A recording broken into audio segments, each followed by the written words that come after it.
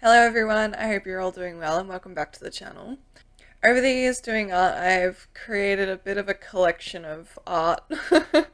And I was going through some of my books recently and found some really old artworks that I did when I was a teenager. I really liked the design that I did for them, but I wanted to see what it would look like if I'd gone back now with what I've learnt over the years and see what these would look like in my new and updated style. I think it's a really good opportunity for me to learn and see how far I've come over the years, but also still rely on that imagination and creativity that I had back then, because I feel like that there are designs and things that I made when I was that age that I might not necessarily be able to do now. In this video, I'm going to be talking through 3 different pieces that I found in my collection. I'm going to do a comparison of the two. So looking through my art books, I found a piece that I have done. I'll show it on screen here. It is, I think I was watching a playthrough of Luigi's Mansion on YouTube, and I really liked the different style in that game and how they depicted King Boo, so I really wanted to try and do like a fun, colourful picture of him, but in my typical style. I never ended up finishing it, but going back and finding the piece, I really liked the colours and the overall composition of the piece. So I wanted to go back and do that one. Let's see how I go. So starting off with this one, I just had the original piece as a reference as the back of the page, just to map out where I wanted everything to go and how the original focus, which was King Boo, was sitting. I also went through and just wanted to add a little bit of dimension with the composition, adding some smoke effects and using a thicker brush to sketch in how that would look.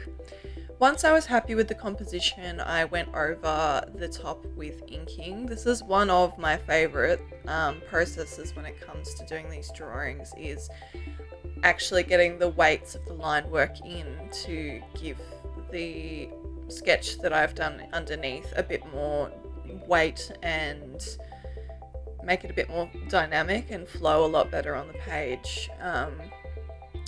I didn't want to completely trace over the original piece that I had done, so I kind of used it as a background reference, but trying to still create like a bit of a unique shape to him as well. It's pretty similar, if not the same, but just not directly tracing it.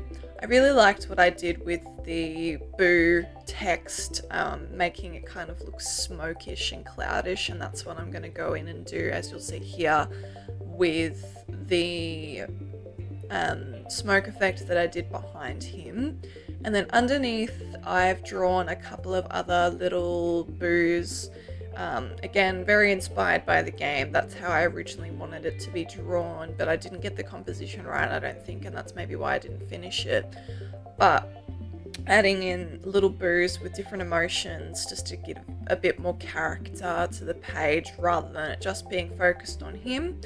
So I'm just going in and mapping out their shape and their emotions and their emotes that they're doing to give them all a bit of uniqueness so it doesn't feel too bland. And then just going through and mapping out the final parts of the smoke to give the page a bit more dimension. So what I did with the background was I wanted to give it a black contrast, or at least a dark grey, because of all the characters being in white. This is the color mapping process, so I just go and fill everything in with a really flat color, and then on top of that in Procreate I'll add a clipping mask to those colors. So this is probably my favorite part of doing these drawings that in this style, is going over and adding the shading and highlights to the flat colors. It just makes the piece come to life so much more and give it so much more pop in terms of it grabbing your eye and you making, like, wanting you to look at the piece. I love the shading that I did throughout the clouds and over the Boos. giving them so much more dimension and just giving that little kind of creepy but cute style that King Boo captures really, really well. And then, yeah, just doing the same thing to his crown, giving it some highlights and dark tones just to add a little bit of dimension. And then just to finish it off, I decided to go in and do a little bit of a hue in the purple background and add a nice glow behind him as well, just fitting in with the game style. But yeah, that's the piece all done. And then I'll do a side-by-side comparison of the first and the second. I'm very, very happy with the updated process. There's something special about the original, it being done traditionally with pencil and paper, but I love the color pop that I've been able to get with doing it digitally on my iPad, and I'm excited to show you guys the next ones that I've done. So the next piece that I discovered going through my art books was actually this one. As most artists who were in the YouTube space, as in, God, I want to say 2015, I could be completely wrong. I was very inspired by the artist Vex. He kind of blew up on YouTube when it came to his art. It was such a unique style that not many people had really seen before. It was so captivating and also satisfying to watch him do these amazing character sheets with all of these unique, diverse colors. So I wanted to try and replicate this piece. I really liked the unique characters that I had come up with myself, obviously heavily inspired by him and his work. I think it's important for us as an artist to learn and be inspired by others around us in the art world, and not just feel like you have to be a lone wolf and do it all on your own. So same thing that I did with the King Boo, I left the original as a reference just to map out the rough sketch of where I wanted everything to sit, and a couple of changes that I made to the characters in terms of just cleaning up the lines, and then going in with that inking process. As I said earlier, it just adds so much weight and makes it a lot more dynamic. Doing a little bit of different shading with this one as well. I wanted to try and capture that poppy cartoonish style that Vex does so well. And I really liked, I think my two favorite characters on this sheet that I did was the skull in the bottom left and then the kind of fish looking character just directly above him. I think that they're the most unique and the designs that I was the happiest with when it came to creating a sheet like this. I love seeing the thick to thin line work that I've done for this one.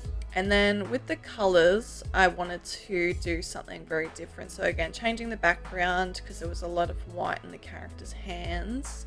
And then what I do, so that was quite a quick finish. So what I do there to finish it off, so this is the finished piece.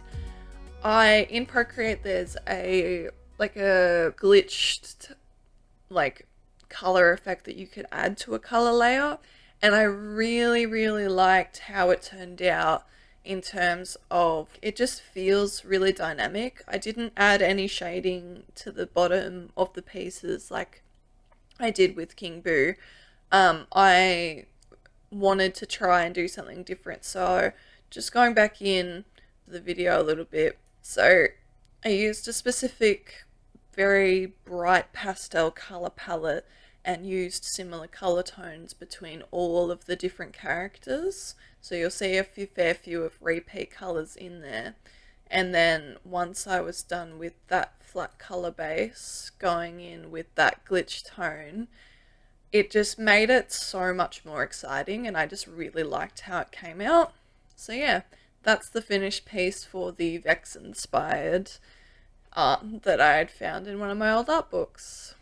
So last but not least, I found this piece in one of my larger, I believe it was in one of my A3 books, and I was going through my just got alcohol markers phase, and for some reason when I was flicking through, this really grabbed me. It's something character design and character creation has never been my strong suit, and in the recent, not even like 6 months, it's something that I've really honed in on trying to develop a lot more. I love drawing my D&D characters and other characters for commissions and stuff like that, so seeing this one popped up, I really wanted to try and give this unique, interesting character that I created a new lease on life.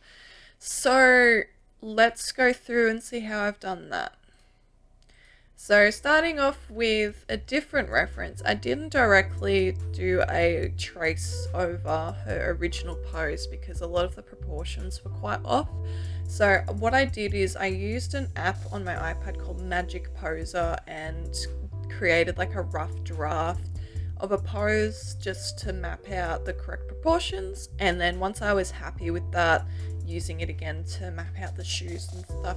I've just gone over the top using the original art and seeing what clothes she had, because I really liked how she was dressed and the sort of alternative style that she was in.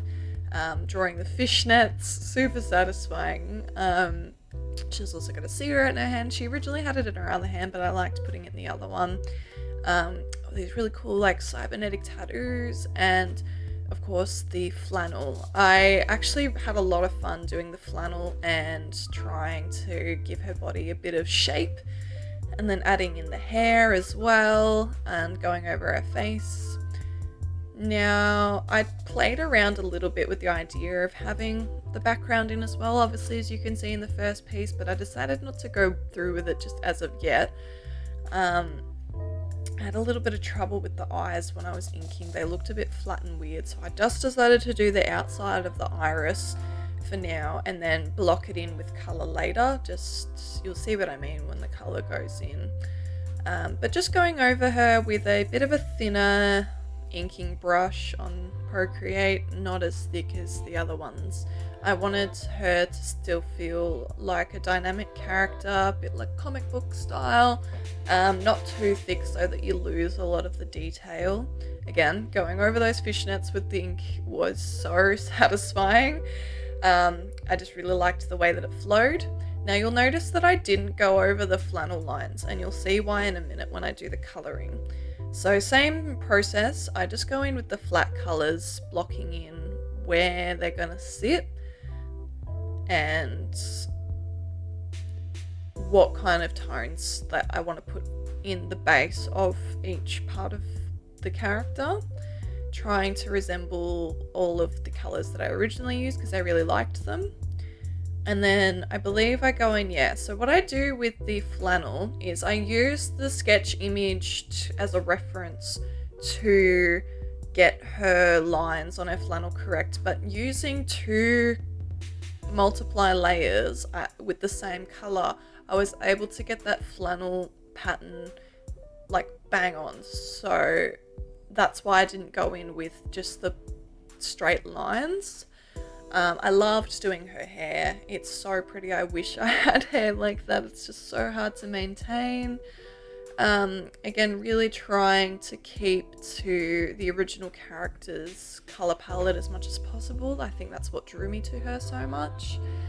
Just going in and adding that shading to her skin and to her jewellery and her boots, and then to her top.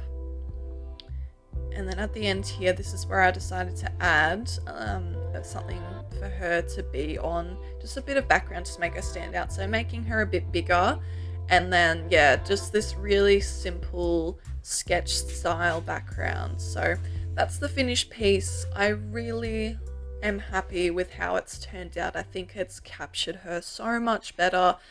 There is still a part of me that loves the original. There's just something that I hold very special to me about my old art style and how I would come up with things.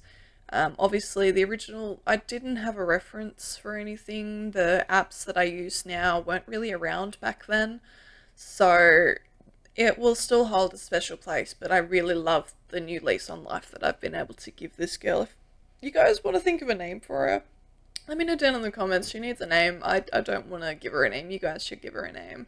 I'll put on screen now the side by side I'm very happy with how it's turned out.